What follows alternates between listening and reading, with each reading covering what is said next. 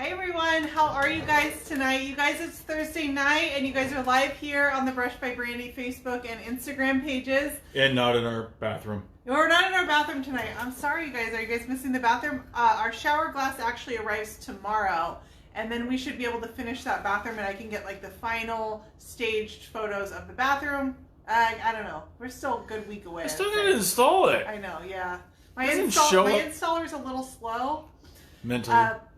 So you guys, my name is Brandy. I am the owner and artist behind Brush by Brandy, and we paint here live with you guys every Thursday evening. My husband Sean is here behind the camera, so he's going to help answer questions. So as we go, pop on. We're going to cover a lot of cool info tonight. I've got a new paint to show you guys. And the piece that we're going to be working on is this guy here, which is this massive dresser. And Sheila's on. I was wondering where she's been. We missed you. Sheila, we always miss you if you're not here. We always notice, just so you know. We miss you a lot. So we're going to be working on this guy here. And this is a customer's piece, and she brought it to me. It's made by Thomasville, so it's a really nice, well-made piece of furniture. And I've done a couple pieces for her before, but her only request to me was that she would like something very clean, modern, and a little bit masculine, and I was like, I can do those. So so the plan I have for this is I'm going to take basically a line all the way around the front that goes across the top drawer, and I'm going to keep that wood on the top, and then from here down is going to be black, and we're going to do some gold hardware. Hi Fireball June. Hi everyone out there. Hi Yvonne. Hey Fireball June. Hey Yvonne. Okay, so I want to show you what I'm doing to prepare this and talk to you guys a little bit about different types of prep that you can do. So I usually use just a TSP, which is trisodium phosphate dissolved into water. It's super inexpensive. It's a hardware store item. It's really easy to get. It's a very thorough cleaner. It will cut through grease, so great cleaner. But some things I know people like to use, so Crud Cutter. I don't have anything bad to say about Crud Cutter. It is a degreaser. I would say whatever cleaner you're choosing, you want to make sure it's a degreaser, because usually what you're trying to clean off is old furniture polish, like finger grease, I don't know, weird stuff that people do to their furniture. Sorry, I was just checking. Even Fireball June is even getting shouts out over there on Instagram. On Instagram, you're famous worldwide. Go worldwide. Prestige, so, worldwide. Crud Cutter is one. Vinegar is an option for cleaning.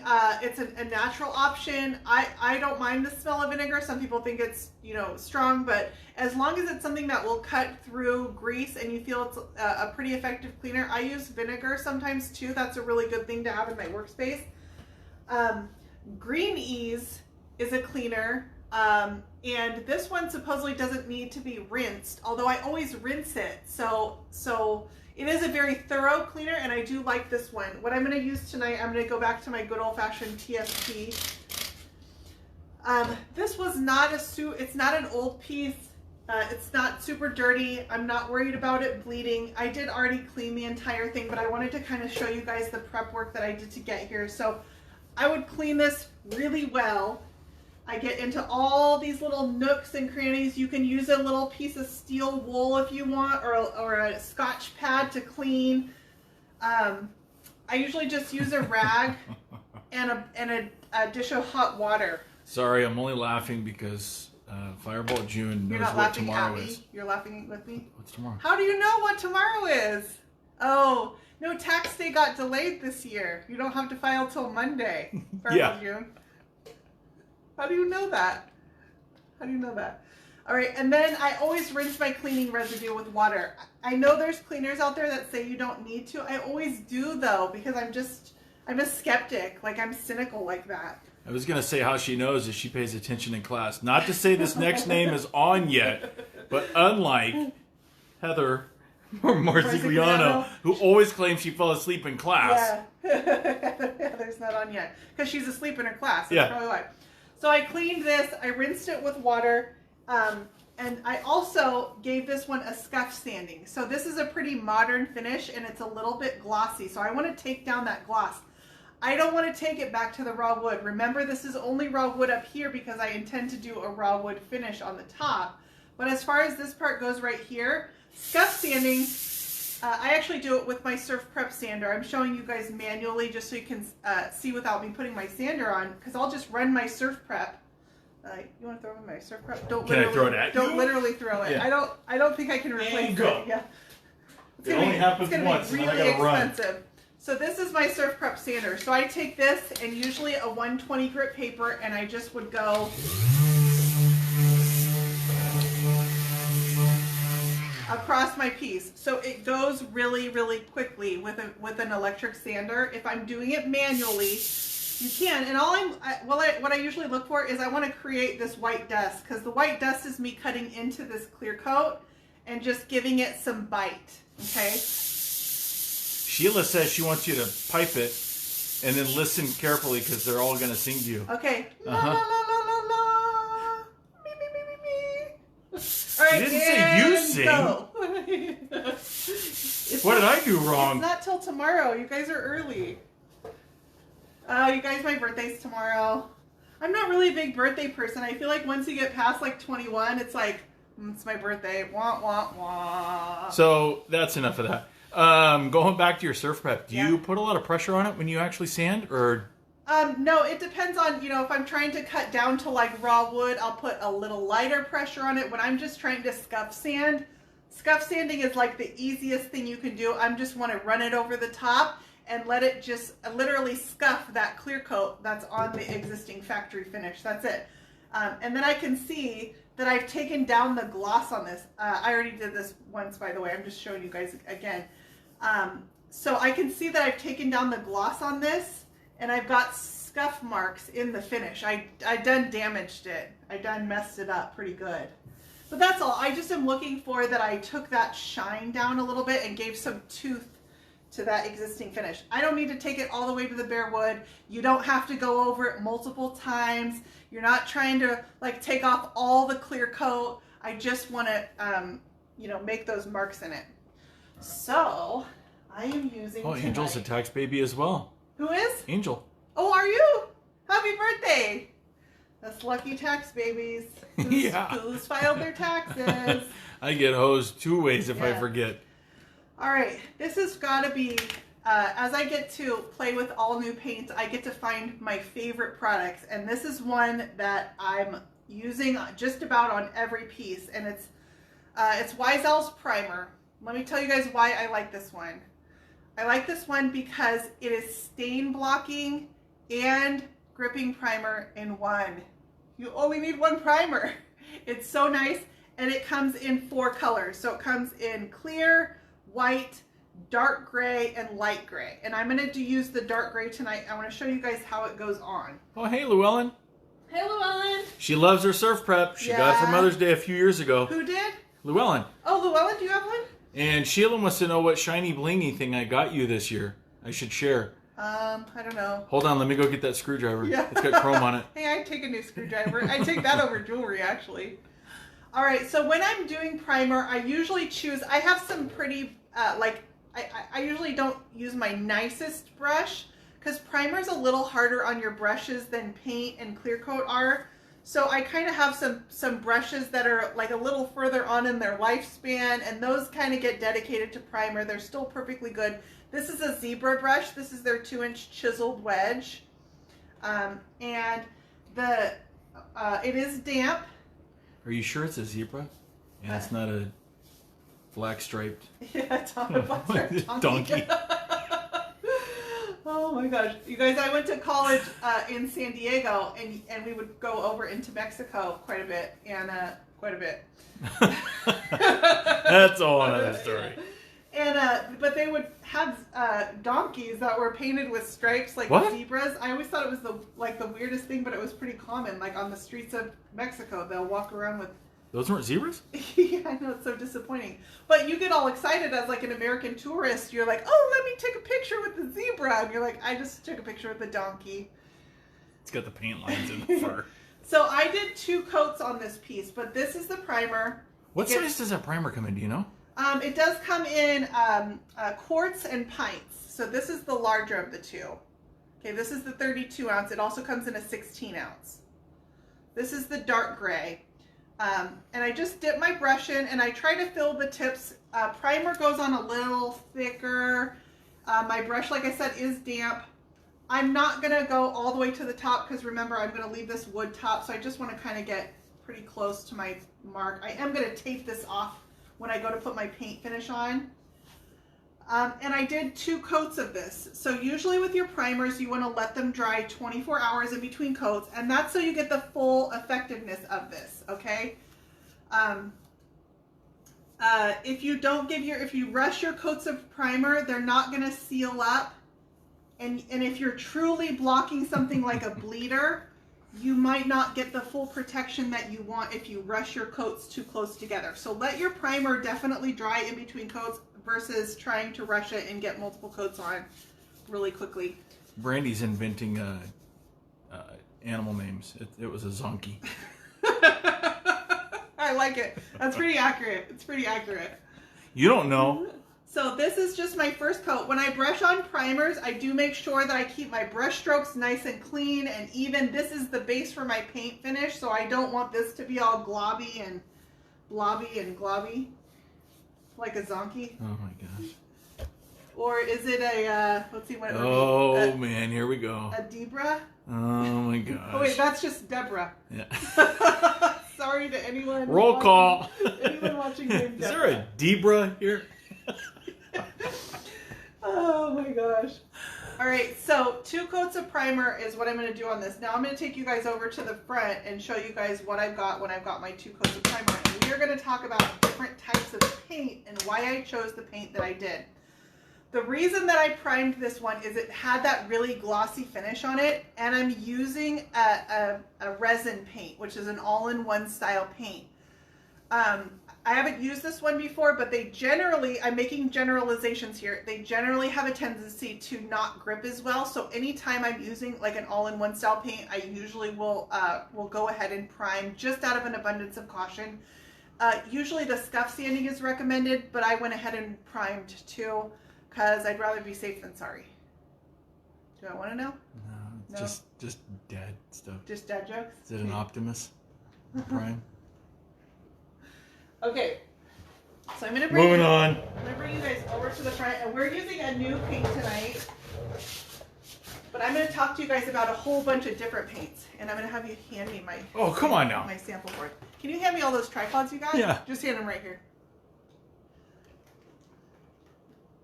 My sample board. And I'm not even done yet. And when you're done there, if you could go get me, I could use a frosty beverage. And no, actually, there is a sanding sponge on the floor that I need. What? Yeah. Where? Huh? Yeah. Where? One of these things? No. One of these No, here? No. Right there behind the doors. Thank you. All right. So one of the biggest questions I'm getting right now is, what is the best type of paint? What type of paint should I buy? And this is not that simple of a question. It's kind of like when people ask me, what color should I paint this? And I'm like, well, there's a whole bunch of questions that go behind it. Like, what colors are in your room? Are you keeping it or are you selling it? Do you have something that you're being inspired by to pull colors from? Like, there's a whole bunch of questions that go behind what type of paint should I use too. So I'm going to help you make some generalizations in choosing a type of paint. So for the most part, and again, I'm going to make some generalizations here, okay, you guys? There are paints that fall in between some of these categories. But I'm going to put it down to about 4 categories of paint, okay? Chalky style paints. Chalky styles are what I use the most because I like that they're blendable, they're friendly to water, they dry to that nice matte finish that I can seal really pretty. So chalky style paints, examples of chalky styles would be Annie Sloan, which we used a couple months ago. Wise Owl, this is their chalk synthesis paint. It always helps when they put the word chalk in the name because you know you're working with a chalky style paint. So their chalk synthesis paint is a chalky style. Here, I got no room over here. I'm gonna move. We used Good Bones paint is a chalky style paint. We used this a couple months ago too. That was another chalky style. That same low matte sheen, blendable. Most of them you can get to blend because they're pretty similar. None are exact, but they're pretty similar. Okay, so that's one type you can consider. Another general type I'm going to put is all-in-one style paints. And these are going to be paints that are self-sealing, okay? So you want to look for words like all-in-one. Let's see, what's this says? Yeah, this one says all-in-one, self-sealing, you know, no need to seal. Stuff like that will tell you it's an all-in-one. And all-in-one style paint generally means that you don't need to seal it. It has a built-in top coat to it. Some examples of an all-in-one style: Fusion Mineral Paint. It's an all-in-one style paint. You don't have to seal it. You can if you want to. It won't do any harm if you do, but it doesn't require itself to be sealed. Mint by Michelle paint. It says right on the label, all-in-one paint. Okay, so Mint by Michelle. Wise Owl's 1 Hour Enamel. Self-sealing paint. Sorry, Sheila. It's just a big fat mess over there. What? I was trying to put something over the pile over here. I know. She said she's already seen it. I need to put that stuff away, and I don't have a spot why? for It's only it. 5 years. It's okay. Okay, all-in-one style paints usually dry with a little bit of a sheen in them. They have a little bit more sheen. So like Wise Owl's 1 Hour Enamel has a nice satin sheen to it. You really don't have to seal it. Fusion Mineral Paint has a little bit more sheen than like the matte of a chalky style. All-in-one style paints generally, okay, remember I'm making just generalizations. I'm trying to give you guys some categories so you can choose paints and really pay attention to what category does this fall into. Generally, they're not as friendly to blending because they're not as friendly to water. So they usually have either more acrylic in them, more resins in them, and so they don't usually blend that well. When you're using an all-in-one style paint, I generally think of them as being better for like kitchen cabinets, you know, solid single color finishes where you just want that really clean, smooth look. That would be your all-in-one style paints for that. I did a sample board here.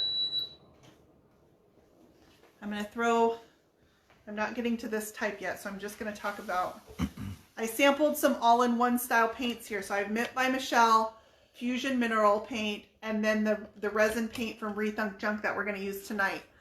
They're smooth.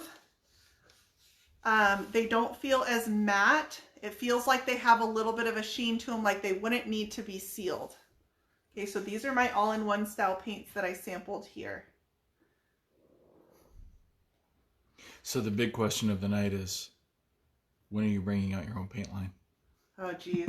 All right, that's a great, I've gotten that question a lot. So it's not that it hasn't been presented to me, but it comes with requirements for manufacturing, for distribution, for shipping. I would not be a painter anymore.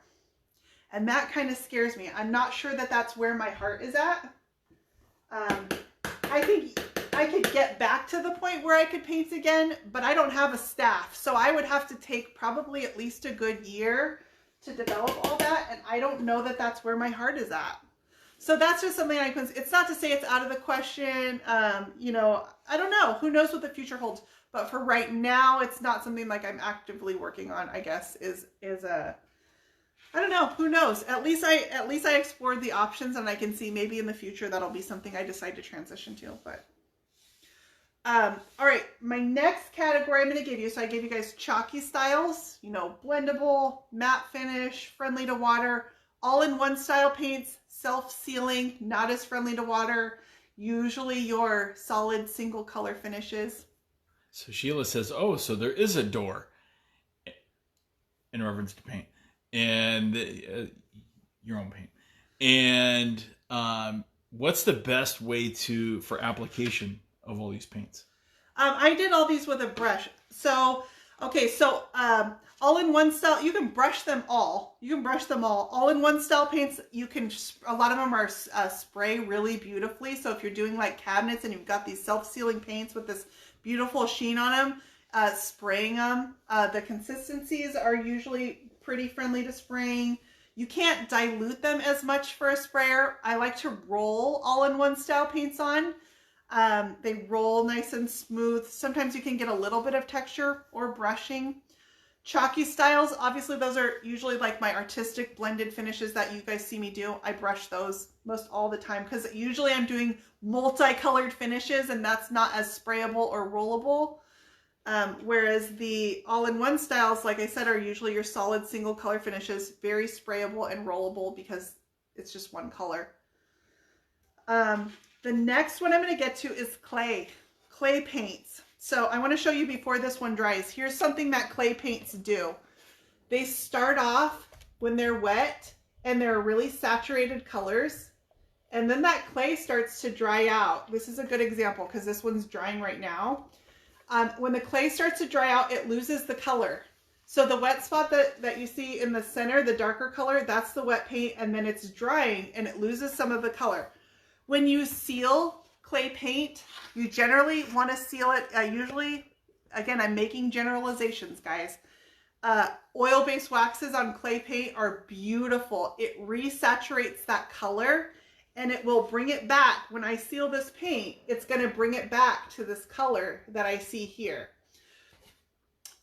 These are all clay paints, these three here. So my first three were all in one. My second three are clay paints.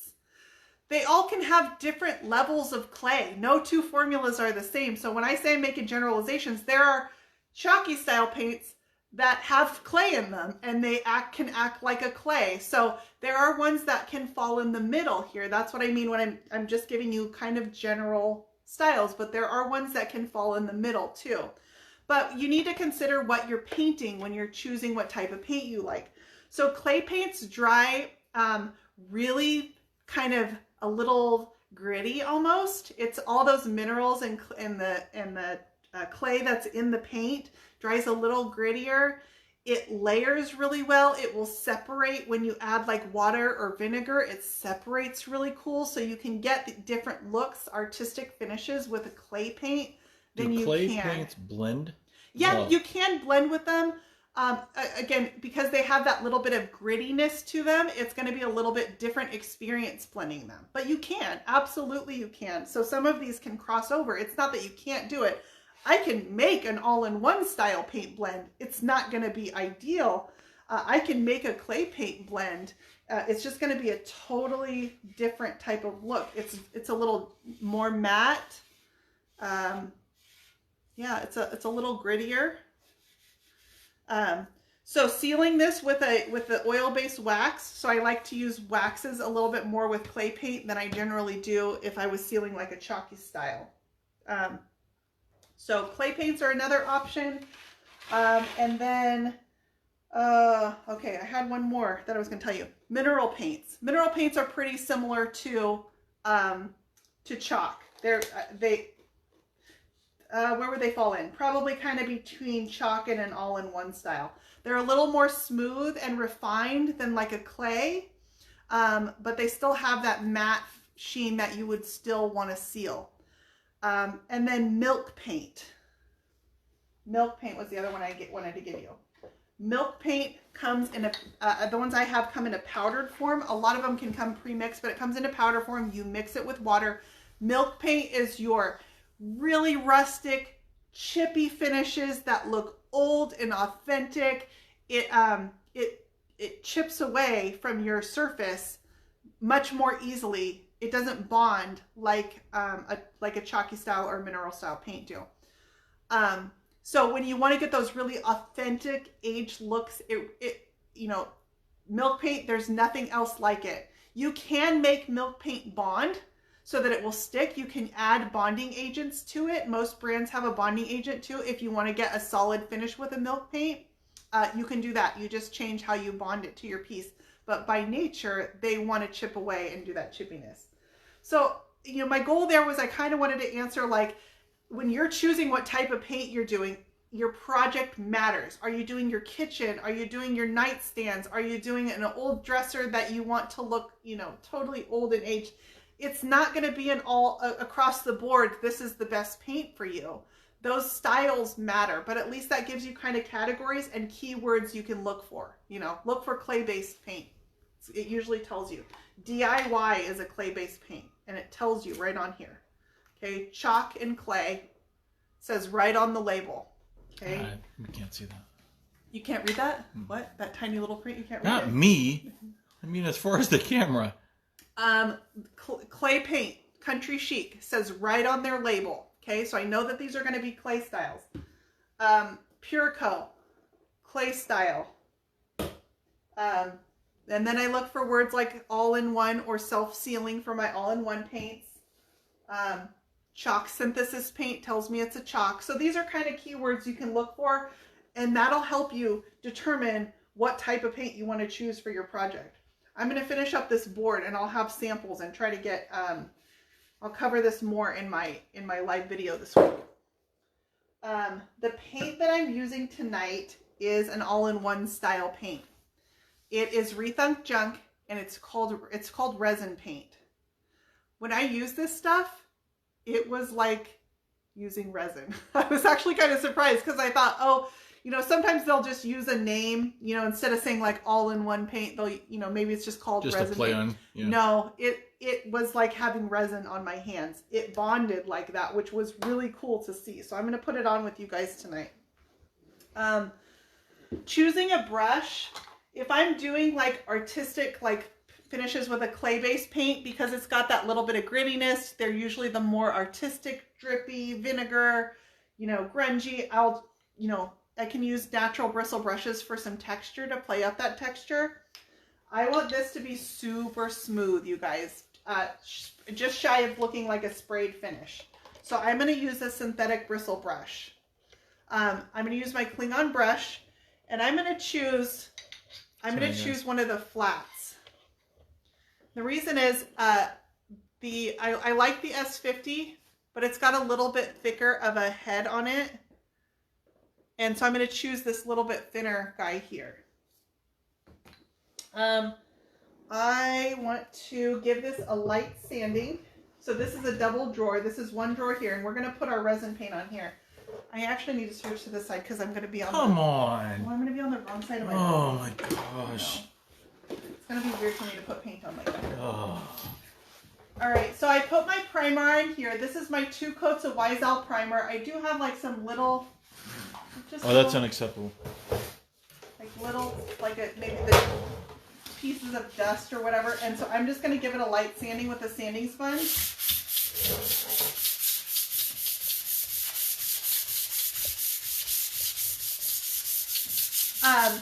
I want this piece again to look like I sprayed it, even though I'm brushing my finish.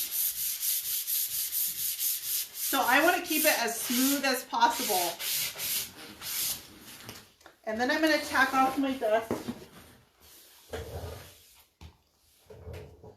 Well, Debbie, it's not quite her birthday yet, so I don't have to be nice. No, not yet. Tomorrow. We're going for tomorrow. I can be rude today. So it feels much smoother, you guys. Much, much smoother, where I feel like I can put my paint on it now. What grit was that sponge? So that was a 220. 220 is great for sanding in between coats. And then where did I just put my Klingon brush? It's right under your wheel. Right. Okay, cool. Okay. Hot. We'll play warm and cold. I'm going to test something. And I'm going to do it on purpose. I'm going to test this resin paint, which is an all-in-one that I just told you might be less friendly to water. If you want to find out what a paint does when you put it with water, test it. Here's what I see right here. The paint starts to separate. Oh, I'm fine. It's starting to separate a little bit. So this is one I could probably use minimal water with it, but can you see this? I'm about to. I'm doing this on purpose. I would not normally spray that with water. I just want to show you guys how you can test what your paint does with water. If you want to see what it does with water, test it with water. All right, we're going in. See how it's starting to separate the paint a little bit? Can you guys see that?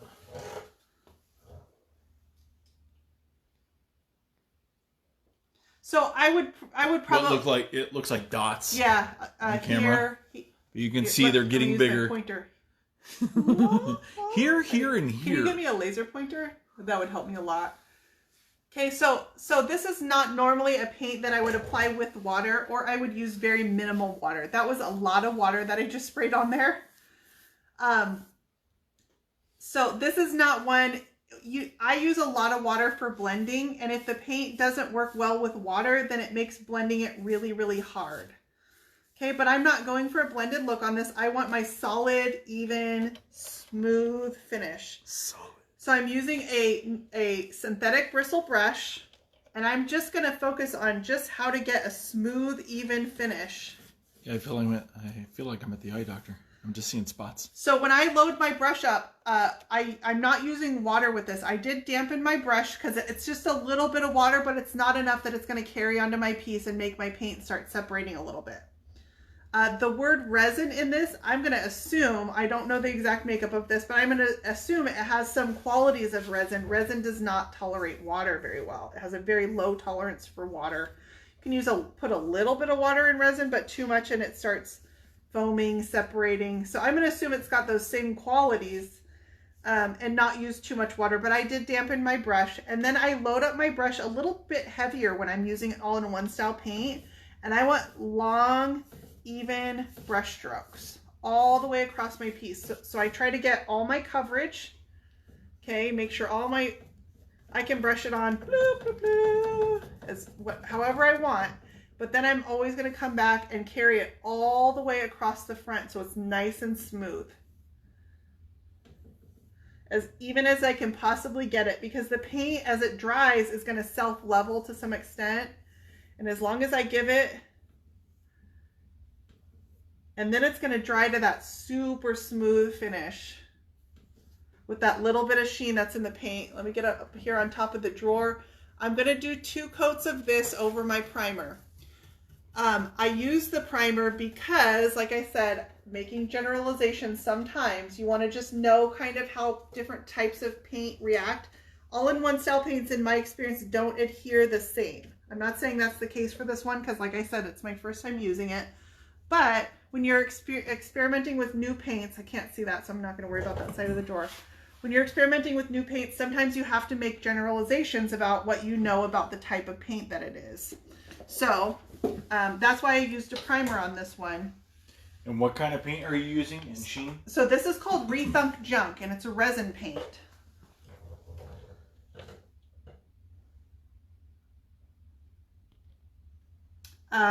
Let's see. Clean your piece well, shake and apply a thin coat. When dry, apply a second coat. And then when surface is dry from your second coat, distress, glaze, or seal as desired. When I use this paint, I used it on a small project earlier this week. It has a beautiful, nice sheen on it. I probably will seal this piece because it's going to have a combination of natural wood and paint. So I'll want it to all be sealed and have the same sheen on it, but I wouldn't feel like this paint needed to be sealed. I'm going to do the same thing down here on this drawer. Can you see down here? I'm about to. Does it make its own hard finish? Yeah.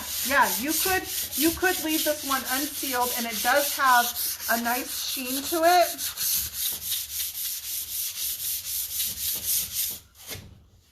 And I was impressed because I actually did, when I used it on my small project, I did do a scratch test on it. But what really impressed me on it, I'm not kidding you guys, I went after I was done painting just my small project, I did some canvases, and I could not wash it off my hands. So that kind of says to me, like, if I can't even get it off my skin with a scrubby and soap, the chances that I'm going to get it off a piece of furniture that it's, skin is not very, I don't know, bonding. It's got a lot of oils in it. I mean, it's crazy glue. I could not get this paint off my hands. How's the odor? It does have a low odor, almost like a latex.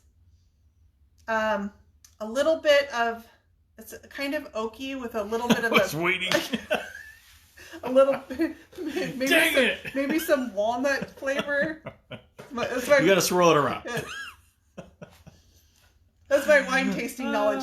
Okay, I'm going to take back the latex thing, and I'm going to say it's probably like a light ammonia smell, which is really common for paints. Most of them have some degree in there. It does have a light odor, though.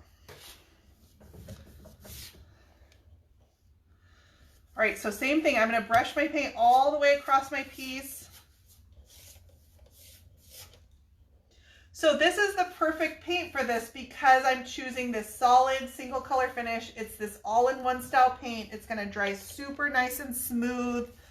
I am going to choose to seal it even though it isn't required to be sealed. I know that it's going to be nice and durable because I can't even wash it off my hands.